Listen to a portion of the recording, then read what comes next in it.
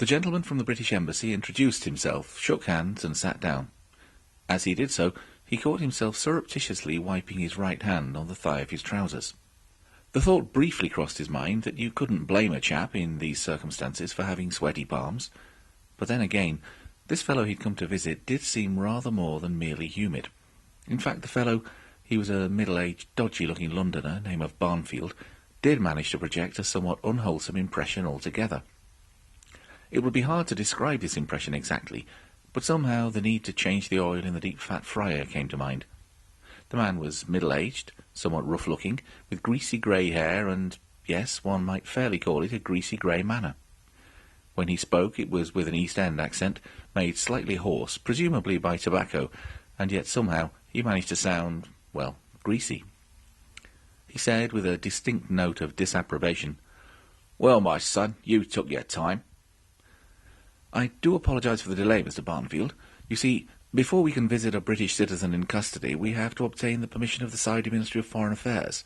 Everything takes time." "Never mind, you're here now. Thank you for coming when I'm sure you're a very busy gentleman. Now, how long can they keep me here?" "In the first instance, for up to 24 hours. "I've already been here 3 bleeding days." "Yes, I was going to say, which implies that the investigating officer has already been granted permission to detain you for up to 5 days. "So I'll be out on bail in 2 days?" Not necessarily.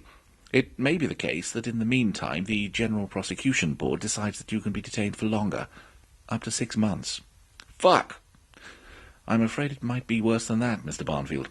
You see, when an alleged crime is serious, it may be referred to the Ministry of the Interior or to the Public Prosecutor's Office, which could drag things on even further, I'm afraid." The greasy grey man bristled. "But it's not a serious charge. And anyway, I didn't do it. It was a plant." "I am afraid the Saudis do regard smuggling drugs as a serious charge. I must tell you the maximum penalty is death." "But it was nothing. Couple of ounces. Barely enough for personal use, even in these times of austerity and the tightening of belts. Not that I'd use the filthy, disgusting stuff anyway. I told you it was a plant." "I'm sure you're right, Mr. Barnfield. Look, I must give you some information regarding English-speaking lawyers."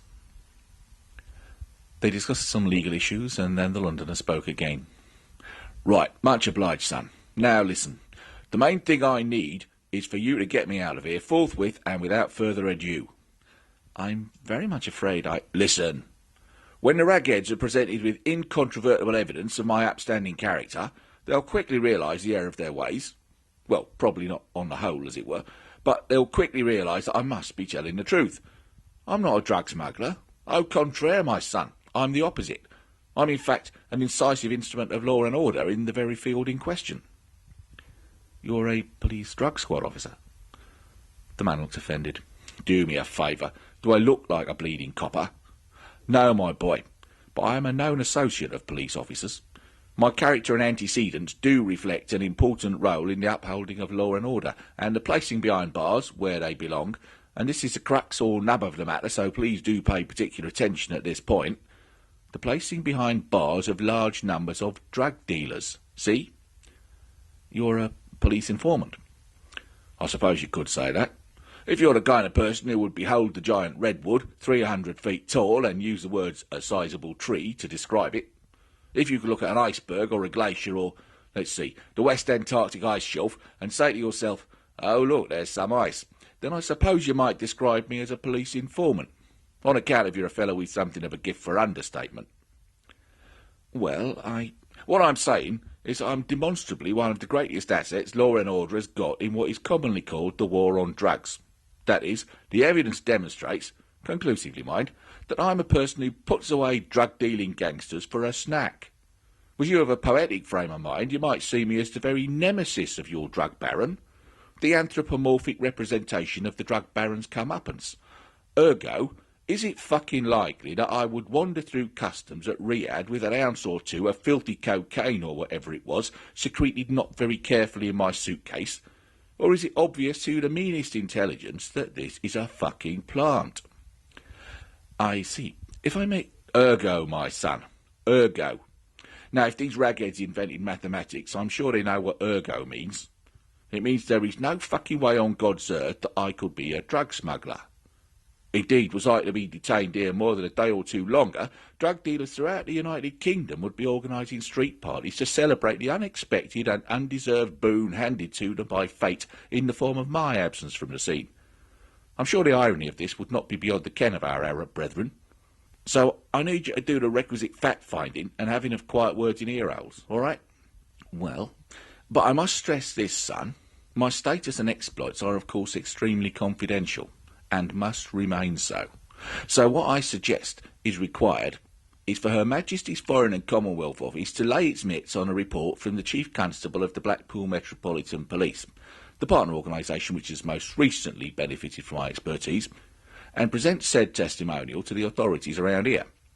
Then the scales will drop from their eyelids, and they'll say, "Lo, Effendi, lo and fuck me, this English geezer's a big cheese in a war on drugs being waged by our oppos in distant England. If he's guilty of smuggling drugs, I'm a bleeding Dutchman. Let us set him free, so he can continue to fight the good fight, for this is clearly the will of Allah, peace be upon him." And then Bob's your uncle. You want me to contact the police in Blackpool for you? That's the gist or essence of it, and I trust you to expedite the matter expeditiously, and make a note of this name. In the first instance, you need to ask for Detective Sergeant Lucy Brown. But mum's the word, right? Mr. Barnfield frowned and looked suddenly reflective. He said quietly, "She's a nice girl, is Lucy. Bright as a button. She's from East London, like me." He smiled distantly.